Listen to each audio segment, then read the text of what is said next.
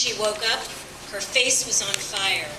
Bombs had fallen from the sky, and her face was in flames. She couldn't scream. The burning encircled her throat like a falling tower. Just as the flames were entering her eyes, she pressed her torn blanket, and it put out the flames, but stuck to the melted skin. As she pulled it off, she lost most of her cheeks, most of her forehead, and chin. This was not a dream. There was nowhere to go. There was nothing to say. As they wandered the streets of Baghdad, her father, unable to look at his only daughter, oozing through the bandages he made of white rags, hated her looking like that, hated whoever she had become.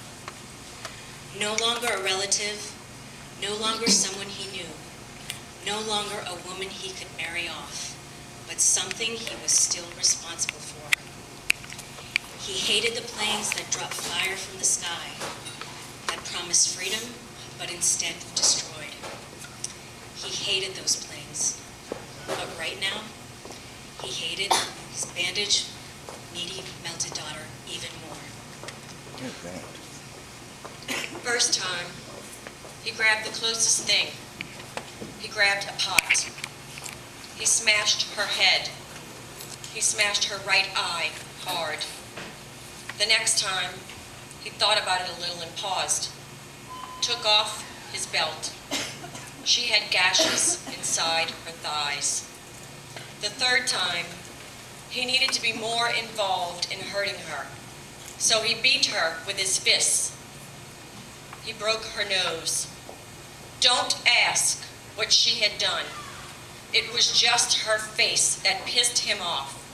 Just her needy face waiting for more. The last time, he had enough of her. He planned it out.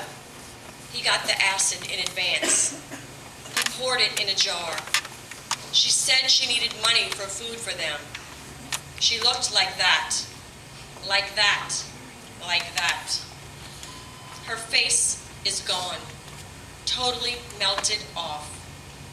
Just eyes, that's all you see, that's all. Just eyes encased in gooey flesh. I tell you this because she's there, inside this mess, inside this monstrous mask, inside the death of her esteem, inside his wish to make her none. She's there, I swear. I heard her wheeze, I heard her sigh, I heard her babble something with what was once her mouth. I heard her, I swear. She lives in there. Each woman is dark, particular, young. Each woman has brown eyes. Each woman is gone. There is one girl missing for 10 months. She was 17 when they took her away. She worked in a maquiladora, $4 a day. They paid her and bused her to the desert to sleep in freezing shit. It must have been on her way to the bus they took her. It must have been dark outside. It must have lasted until morning. Whatever they did to her, it went on and on. You can tell from the others who showed up without hands or nipples. It must have gone on and on. When she finally reappeared, she was bone. Bone. Bone. No cute mole above her right eye, no naughty smile, no wavy black hair. Bone. She came back as bone. She and all the others, all beautiful, all beginning, all coupons, all faces, all gone. 300 faces gone. 300 noses, 300 chins, 300 dark penetrating eyes, 300 smiles, 300 mulatto-colored cheeks, 300 mouths about to speak, about to tell, about to scream. Gone. Now bone.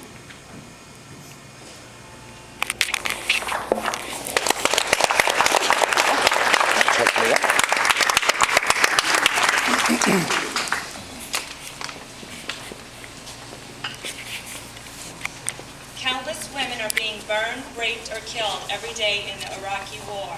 The United States government calls it collateral damage and will not be held accountable. Although the Punjab Assembly passed a resolution in 2003 proposing that acid throwing be treated as attempted murder, the Human Rights Commission of Pakistan reported that the number of cases more than doubled between 2005 and 2006 and had tripled by 2007. By May of 2008, the number of acid attacks that year had already surpassed the total number reported in previous years. Since 1993, over 400 women and girls have been murdered, and more than 70 remain missing in Ciudad Juarez and Chihuahua, Mexico. Many of these women have been raped, sexually tortured, strangled, and mutilated.